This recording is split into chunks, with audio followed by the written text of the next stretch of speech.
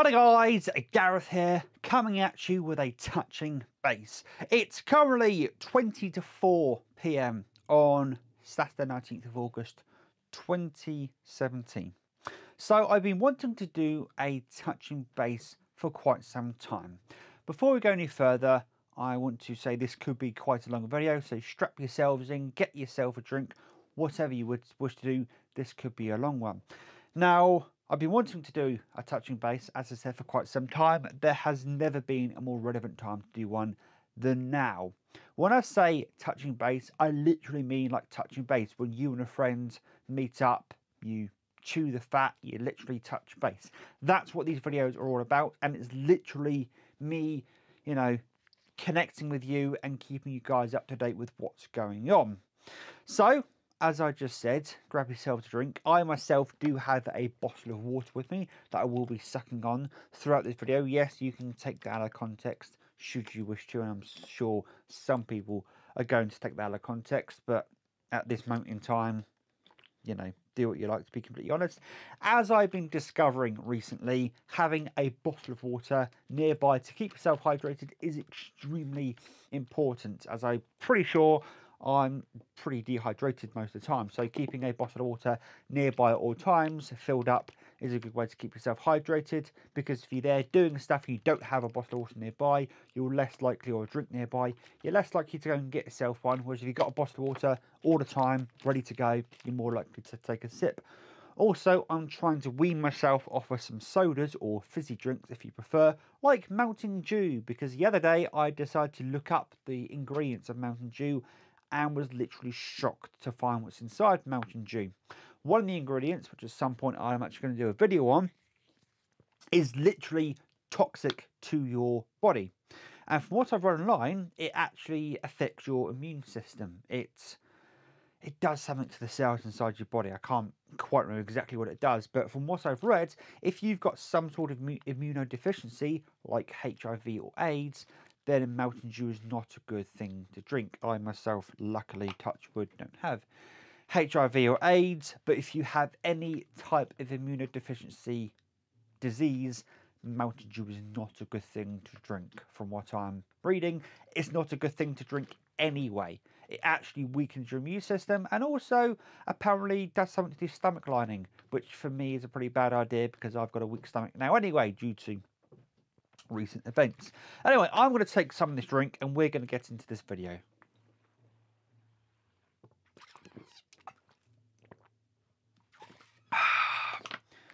Refreshing. I should have let the tap run a bit longer, but it's better than nothing. So, bloody hell. The last 2 or 3 weeks has been a roller coaster of up and down emotions, to be completely honest. So, at one point, I parted ways with a very good friend. Next, what happened after that? What happened after that is I got a new contract. Very good stuff about that. I then decided to do a really pretty big thing and sell both my Xbox One and my PS4 to go and get a Switch. More on that in a minute. And then I decided to declutter a little bit and take some stuff down to CX and Game to get some additional games for the Switch. Again, I'll talk about those in a minute. And then yesterday I was delivered with a bit of information that I really didn't want to hear right now, but hey ho, these things happen. So I was told by my manager last night this job I was going for, these additional hours I was going for, have been given to somebody else. Now, I was going to come home last night and do a extremely positive video on the Switch. I was going to do it wasn't going to be a TFAC or a touching base or anything like that. It was going to be a super positive thing about the Switch, because if I'm being completely honest, and yes, this is going to sound tacky and all that kind of stuff, the Switch really has brightened my life recently. Again, more on that in a bit. But when I heard that news last night, and it was delivered casually by my manager. Now, there's nothing wrong with that. I've got nothing against my manager. I've got nothing against, any of the managers. But it would have been nice to hear it from the horse's mouth, from the top, so to speak, from the manager that's actually in charge of pricing. But hey ho, these things happen. I was pretty pissed off last night. It felt like a massive slap in the face. And it's something that, if you guys don't know, I've been trying to get additional hours for a long, long time now. And it just seems that every time I get that close to getting more hours, they are taken away from me for some reason. For some reason, I think, I was thinking we're too zoomed in, but I forgot I'm actually sat quite close to the camera. So yes, that was a massive, massive smack in the face. And I'm being completely honest with you guys. If it wasn't for the fact I recently got the Switch, I would actually be in a pretty bad mood. And I don't suffer from depression, I don't think. But if I did suffer from depression, I'm pretty sure last night hearing that news would have put me into some sort of depressive bout. Again, I don't suffer from depression, so I do apologise if that comes off a bit dismissive to those that do suffer from depression. But I can guarantee you, if I actually suffered from, some sort of debilitating mental illness such as depression, definitely that news last night would have, pounded me into the ground. And if I didn't have the Switch, it would have pounded me into the ground even more. What do I mean by that? So with the additional money, I was going to start putting stuff by for the Switch. So I've now got the Switch and I've been playing it a hell of a lot recently. Again, we'll get on to that. And as a result, losing those hours isn't that much of a deal. The reason being is I've just sold my Xbox One and my PS4. They are far, far cheaper to reacquire than a Switch is right now. To reacquire a Switch, if you were to buy one second hand, is actually more expensive than a first hand Switch. Which, again, there's going to be a video on that at some point because that is ludicrous. The fact that places like CX are selling Switches for £345. They've only just downed that for £355, which for a second-hand Switch is bloody ridiculous. It really is, and yeah, they need to sort that out. That is scalping 101. But at the same token, there are no pricing laws that garner the second-hand market. There are actually no pricing laws in the UK, I don't think, anyway. It's just that you're not going to start selling the, a Switch that's £279.99 RRP, recommended retail price. You're not going to start selling that at £355 brand new because no one's going to buy it. No one's going to walk into your store and buy one when, they're in stock elsewhere. And that's sort of where CX have now slipped up, and that's probably why they've reduced it by a tenner, whereas they should reduce it by £100 maybe. Is I actually managed to get my Switch in game, which I was actually quite surprised about, because I actually reserved one in Toys R Us at the time I got that Switch, and my game and Toys R Us are in completely different areas of the city, and there's actually the Toys R Us is a pain in the arse to get to without your own travel. You can get a bus there, but it's a pain in the arse to get to. So I was really happy to discover that they're in stock at game, and that makes the fact that CX are selling second-hand Switches for £345 even more baffling in my humble opinion. 2 seconds, guys.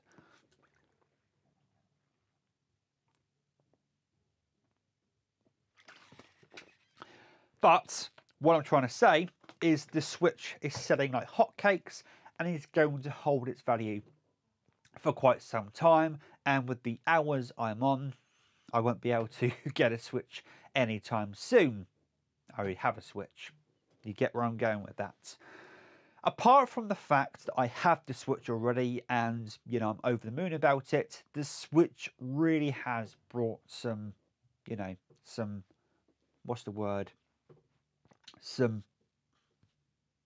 I wouldn't say highlight to my life. I use that term because I can't think of any others at the moment. So when I got the Switch, I also picked up Zelda Breath of the Wild for the Switch. And I must say, guys, I am actually going to probably hand on heart say, and I've got nowhere near close to the end of this game. I've put about 20 hours of it on the Wii U, and I've put about 5 hours so far into it on the Switch. I'm going to say hand on heart, this is probably one of the best games ever made period. I would even say that this game is probably a masterpiece in its own right. This game is built up of a myriad of systems you would find in other games. However, it somehow works. There are other games that have attempted the whole, stitching together various systems to make a game out of it, and it's failed completely or not quite gotten there. Somehow, Nintendo have managed it. Now, I do believe I've heard somewhere that Nintendo spent the most amount of time they've ever spent on a Zelda title developing Zelda Breath of the Wild, and it shows. Also, to tell you the difference between the Wii U version and the Switch version, if you have a choice, get the Switch version. I think the Wii U version is slightly cheaper in some places, simply because I don't know how well the Wii U version is selling. Again, it's all about supply and demand. The more it's selling, the higher the price will be. I don't know how well the Wii U title is actually selling, but everybody, and I mean everybody I've watched on YouTube who's picked up a Switch has picked up Breath of the Wild, and Breath of the Wild is definitely holding its price on the Switch at about, well, in the UK it's actually 60 quid, which is a hard pill to swallow. And more on that in a minute, actually, about the Switch, various accessories and add-ons to the Switch costing an arm and a leg at the moment. More on that in a bit.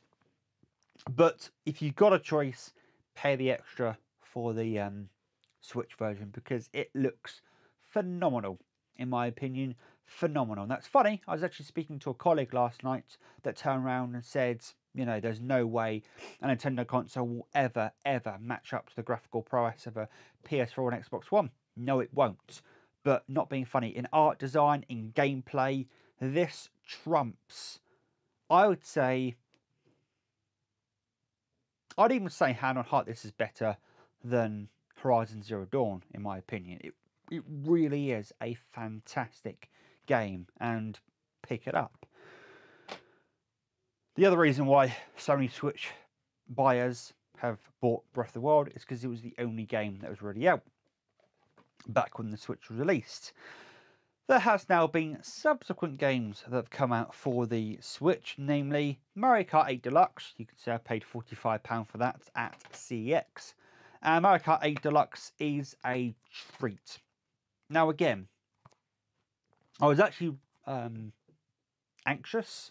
I had reservations about picking Mario Kart 8 Deluxe on the Switch because I played Mario Kart 8 on the Wii U, and I'm thinking, how much different is it actually? Again, this is 60 quid brand new in the UK, and I paid £45 for it in CX. I still think that's a little bit pricey for a second-hand game. However, for a first-party Nintendo title, I swallowed that pill, and I'm glad I swallowed the pill. Having said that, this is the game that should have been released on the Wii U. So this contains all of the Wii U content, plus additional drivers, or racers, if you will, as it says on the back. And it also contains a revamped battle mode. So if you haven't played the Wii U version of Mario Kart 8, which a lot of people wouldn't have, because only about 15 million Wii U's were ever sold. 2 seconds, guys.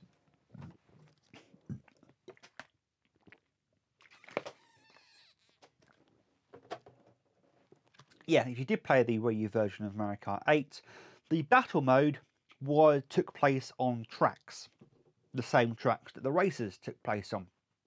If you've ever played a previous Mario Kart, you will know that the battle modes take place in their own arenas. So why did Nintendo slip up, or, miss the ball on this one, and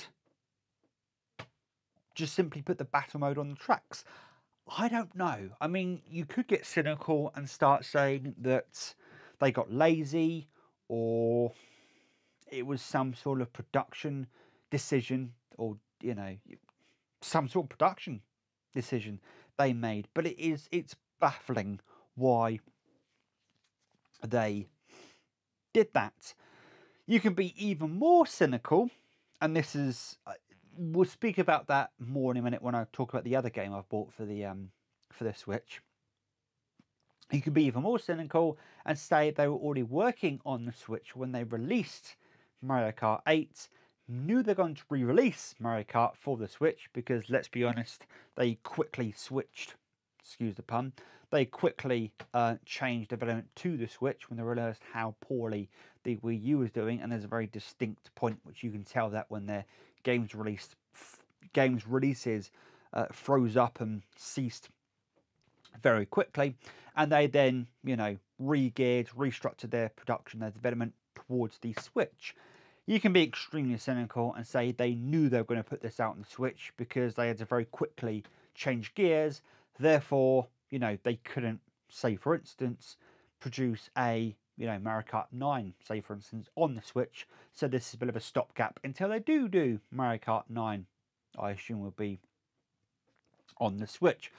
Having said that, the Switch itself does lend to this game coming into its own. So if you don't know, and I'll get more on that in a minute, the Switch has 2 detachable controllers. So each of these controllers, this blue one and this red one, are detachable in their own right and become their own controllers in their own right. What this essentially means is, out of the box, you've got 2-player already. Now, I was trying to think last night while I was at work and speaking to some colleagues whether this has been done before. So there are consoles in the past that did come out with, you know, packs and bundles with additional controllers in them.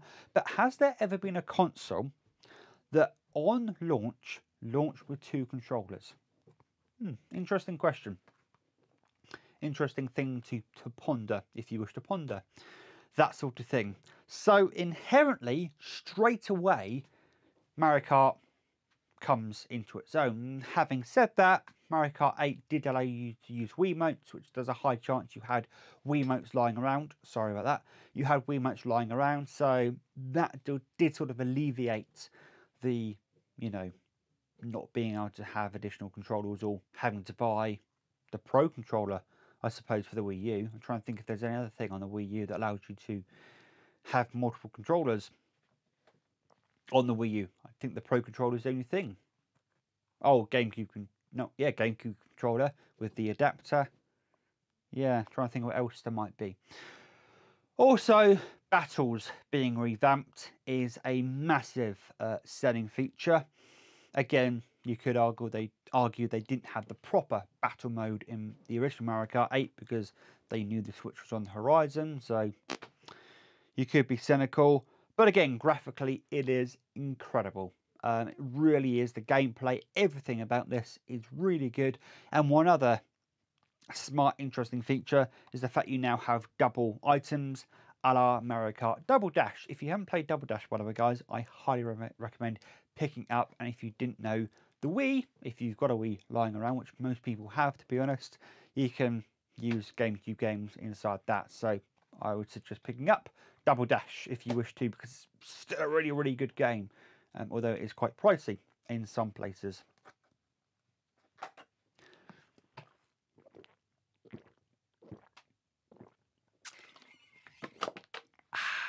Might go and get a refill. So, the next game I have to talk about, and I would like to put a massive caveat in here and say this is the reason, this is the game, sorry, that pushed me into getting a Switch. And that game is Splatoon 2.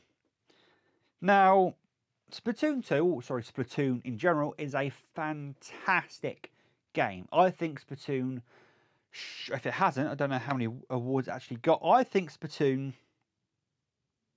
how do I put this? I've just realised this is a reversible cover. Yeah, this is actually a reversible cover. There you go. An additional feature if you buy the physical copy of Splatoon 2. Anyway, you're discovering with me at the same time. We're both discovering together additional features of game boxes when you buy physical editions, which is actually something I'm beginning to veer away from, and I much prefer buying digital games nowadays, which is a sentence I never thought I would say, but hey ho.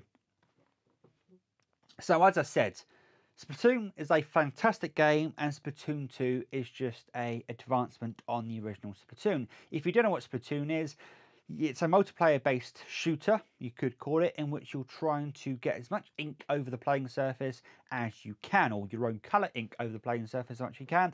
There are various weapons, there are various ways to do it, various power-ups, various special abilities in order to succeed that.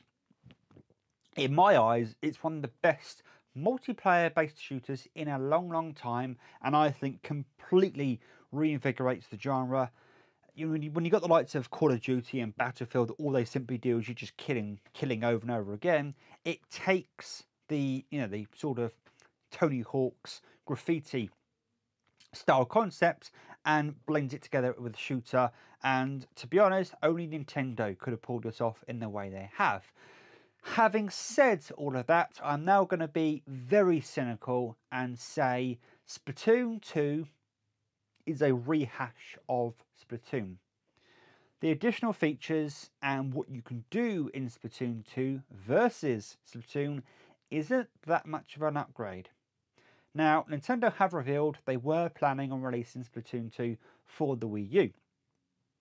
Because the Wii U wasn't selling very well and Splatoon sold a lot of copies, a lot of units for Nintendo, not a Wii U units for Nintendo, they basically ramped up production on Splatoon 2 very quickly. And from what I understand, it was either going to be a sort of a budget version, it was going to be an upgrade to Splatoon, or it was going to be its own game but less expensive. Of course, by this time they knew they were developing the Switch. I do believe Splatoon was only a couple of years old at this point. So they switched gears to developing Splatoon 2 for the Switch. What this allowed Nintendo to do is charge full price for the game. Because I very much doubt, even though what I just said, that Nintendo have kind of revealed that, Nintendo have revealed they were making this for the Wii U. Had this been released on the Wii U, it had to have been DLC or budget, less money to release, because they wouldn't have sold it otherwise. Having released the Switch, they can charge full price for this. Yes, it's cynical, but at the end of the day, it's clever business. It's extremely clever business for Nintendo, because there is no Splatoon game on the Switch, and Splatoon sold so many Wii U units that it's what's the word? It'd be stupid not to, not. What's the expression I'm looking for? It's an obvious conclusion, essentially, that they would put this on the Switch, charge full price, and it's actually a very clever business decision. And I do wonder, because Mario Odyssey is a long time after the Switch's release. It's a good 8 months after release, which I'm trying to think if there's been any Mario game that's been released that far after a release of a Nintendo console. I wonder if they put Mario where they did in the release calendar, so to speak, so Splatoon 2 would actually sell more units than it otherwise would. Again, this is business. At the end of the day, this is business. And even Activision, when I was actively listening to the Giant Bombcast, haven't recently because we can no longer listen over headphones at work. But anyway, brain fart, 2 seconds. Activision have revealed on plenty of occasions they have purposefully pushed releases of titles away from other games so that game can quote unquote stand on its own. What they actually mean is sell enough copies before the next game comes out, because they're so that probably sounded brilliant over the mic. Because they're so alike, Activision know that you're going to pick one or the other, whereas if they've released them separately, you're going to buy them separately. Also, again, back onto the subject that Switch games and titles and stuff like that are so expensive, releasing them separately of each other, or that separately of each other, allows people to, be able to buy them. So, on that subject of Switch peripherals being so expensive, So the Pro Controller, which as I play more and more Breath of the Wild and as I play more and more in TV mode, not in tablet mode, I'm finding myself wanting the Pro Controller more and more. However, there's a massive proviso when it comes to the Pro Controller, and that is it's 70 quid. Now you can lessen that cost from what I understand by trading some things into game, because they do if you trade some stuff in, you can get, I think you can get a Pro Controller for cheaper than you would otherwise. And I'm not just talking about the trading value of your games or whatever you wish to trade in. I'm talking you do actually get a significant price off. Some places are doing, deals like that where they will, subsidize the cost of a Pro Controller substantially. However, it is bloody expensive. The Joy-Cons are £45 by themselves, or 80 for two. I think it's 80 for two, or 70 or 80 for two.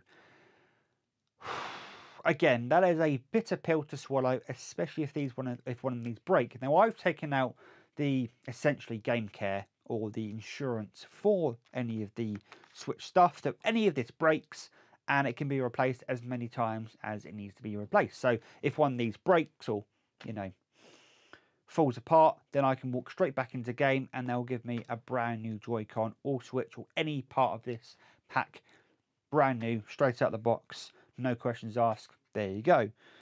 One done, thank you, son. But, £45 for this is interesting in a lot of ways. Now, one thing I do want to say, and this is something I've realised earlier when I was playing on the Switch, is bloody hell. You look at the Xbox One controller and the PS4 controller, and how on earth has Nintendo managed to cram so much technology into a controller that I can easily cover with most of my hand? Inside this controller is Bluetooth, is HD Rumble, which is a better version of standard haptic feedback. It has an IR camera in the bottom, not an IR receiver or blaster, a literal camera in the bottom there. It has various different buttons. It has a charging feature built inside there. It has motion controls. You can use it as a motion control. It has so much stuff crammed into such a small controller. How the hell Nintendo did that and still made it look, I think, bloody brilliant. I love the look of these things. It's beggars belief how the hell they managed to do that. I don't know, but kudos to Nintendo. They did that.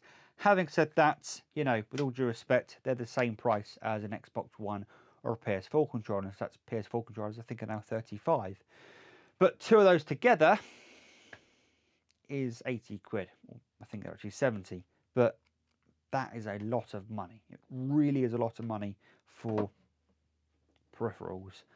But hey ho, at the moment, Switches are selling like hotcakes, so I'm not surprised Nintendo are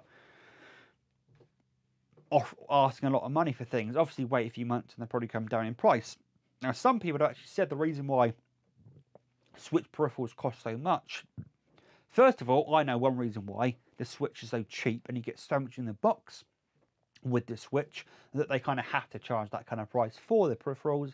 Secondly, they're trying to recoup the cost of the Wii U. Now, I'm going to say that I'm doubtful whether Wii U made a profit for Nintendo. Now, Nintendo did say they only need to sell, for every Wii U they sell, they make a profit. I'm not sure I believe that. If you didn't know, any console that a manufacturer sells is actually a loss leader. They don't make any money on console sales, they make money on the software sales. Where Nintendo claimed they were making money on every single Wii U purchase. Well, considering only 15 million Wii U's were sold, and it often costs billions of dollars to produce a console, I'm very much doubtful that the Wii U made back its money. Therefore, when they release the Switch, they are charging through the nose for parts of the Switch games, peripherals, what have you, because they need to recoup that cost. That's my own 2 cents on that. I could be completely wrong, but you do wonder why everything for the Switch is so expensive when a lot of the same things for the Wii U were actually quite cheap. The Pro Controller for the Wii U was £50. You could buy some black Wiimotes that were out at the time, because of course the Wii U was black. You could buy those for very cheap. You can buy 2 of those actually for very cheap. There was a bunch of stuff out when the Wii U was released that was far cheaper than the Switch. Having said that, the Switch, you know, $279.99, you can't really complain. And one thing I do want to say, which I was going to say this a lot earlier, but you know, I started rambling, as I really do feel that the Switch is a true hybrid console, and you can play this any way you want to. And I'm talking nearly any way you want to. You can play the Switch. It really is, in so many ways, a fantastic bit of kit, and really does feel like a 2017 console. It really, truly does. There are many ways you can play this. It's just mind-boggling. Now, I did tell you this video would be a long one. I'm going to take some more drink. Now, I'm pretty much set when it comes to most things I want for the Switch. I want a Pro Controller, but £70 is a bit of a hard pill to swallow. We'll see where things go. Maybe I can get one second hand for cheaper. The other thing I want, which I'm strongly considering actually taking some more stuff down to CX and Game to get hold of. By the way, if you didn't know, I did trade in a load of stuff for Mario Kart 8 and Splatoon. I essentially did a bit of decluttering, so I'm actually not that bothered about what I sold. However, there is a Antec battery case for the Switch that literally clamps down onto the Switch. And given how modular the Switch is, this thing looks like it was produced by Nintendo. But no, it's produced by Antec. I don't know if I said that already. It was produced by Antec. Now, I would not be surprised if they were working extremely closely with Nintendo on the design of this battery case, because it literally, I kid you not, it looks like it came out of Nintendo Lab. It looks like, you know, Nintendo could have released this and everyone would go, yeah, that's pretty cool. So what it essentially does, the Switch has a 4500 milliamp hour battery inside it. This thing has a 6500 milliamp hour battery inside it. And it takes the allotted 2.5 hours, or nearly 3 hours, you can get out the Switch, to a staggering 6.5 hours. Now, obviously, this depends on the game you're playing, and depends what you're doing with your Switch, but that, to me, makes the Switch a truly portable console. There's a caveat to that, though. This thing adds a heft on the back of your Switch, and I'm saying one hell of a heft onto the back of your Switch. It looks like a it looks like a parasite attached to the back of the Switch. In some ways, in a good way. It looks very clean, very good, in my opinion. So it fits, you know, clamps onto the back of the Switch. It does look like a humpback almost, and does add an extra pound of weight to the Switch, which means playing the Switch this way can, apparently from the videos I've watched, does make it a lot harder, and after about 10 minutes you do tend to do this and play down there. Or what most people do is remove the Joy-Cons and play it, you know, using the stand and play it that way, and they're very, very happy doing that. But in my opinion, it really does make it a portable console. Also, a lot of people have complained about this stand. Now, if I do this with the stand, you can see it's actually quite a chinky stand. Now, it's supposed to be quite chinky because it can break off, and that's intentional. The reason why I can do this is because, of course, when it comes to a Nintendo console, you're probably going to buy this for your kid. This whole thing is as rugged as hell, and I actually watched the other day a video on YouTube where this guy attached it to a drone, flew it up 1,000 feet, dropped it, and the thing survived. The only thing that was a casualty was the blue Joy-Con controller. The rest of it absolutely fine. And all they had to do was buy another Joy-Con, stick it on, and the thing worked flawlessly. It didn't look like it was even damaged, which is, to me, one hell of a feat. So this thing is rugged. It really is a rugged bit of kit. But the reason why they do that is for kids, obviously. And when you try and put it into the dock, if that gets caught in the dock, it will snap off. You can stick it back on, and away you go. Obviously, the more it comes off, the more loose it's going to get. So bear that in mind. This battery case comes with two very, very sturdy adjustable stands. This isn't adjustable. It's only got one setting, so to speak. Whereas the battery case comes with two stands that flick out and they are adjustable. Again, I think that solves one of the biggest problems with the Switch, which is that stand, because you can't put it on a sofa, you can't put it on an uneven surface, you can only really put it on a table. Whereas with these two stands at the back of that battery case, brilliant. And the final feature of the, actually two more features of the battery case. First of all, is there's two additional card slots at the back that you put two additional games in. So I've got 3 games. That's perfect. And the last thing it does, if you notice at the bottom of the Switch, is a USB-C port. When you've got the Switch sat on a table, the port is covered. Therefore, you can't charge the Switch, or sorry, play the Switch while it's plugged in, while it's on a table. However, with the battery case, it plugs into that USB-C socket, and there's one side that you can plug in and keep it charged while you're playing on a table. For me, personally, the $37.99 asking price for this Antec battery case is well worth it, because it solves a lot of issues the Switch has right out of the gates. So this has been a bloody long video. I did want to speak about some other things, but I think I'm going to leave it there. It's bloody long video. I did tell you to, you know, talk about some stuff, talk about the Switch, talk about some stuff that's been going on recently, and I've done that. Again, I keep saying this, but there is going to be a video upcoming on my Sony Xperia XZ Premium. I'm going to take one last gulp of water. So yes, I've gotten quite a bit off my chest. I've spoken about a lot of things. I've spoken about the games I've picked up. Also, I picked up a case for the Switch, which came with a screen protector, which is a must. By the way, guys, a screen protector is mandatory on the Switch, because when you dock it, it can actually scratch up the sides of your Switch, of the screen, sorry. So I would get a screen protector as soon as you can. By the way, guys, I've seen some people do this. Buy a Switch dedicated screen protector, because there are 2 cutouts for the stereo speakers. These aren't the stereo speakers, they are vent holes, because the Switch actually has a fan inside it. This is also a vent hole on the top. These are the speakers at the bottom of the display, so they face forward when you're playing the Switch. Not these on the back, they are vents.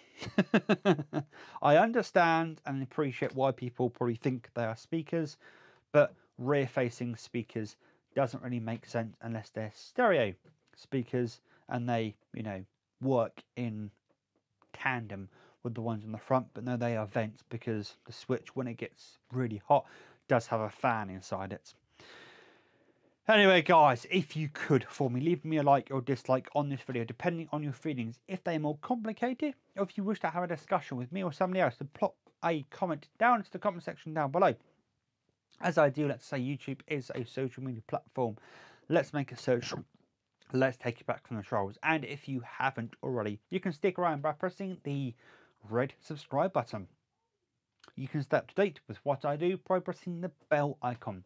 That will enable you to receive a notification to your device of choice every time I upload a video. And as always, guys, you've been a very patient and supportive audience. And until next time, please take care. And as always, enjoy the rest of your day. Cheerio.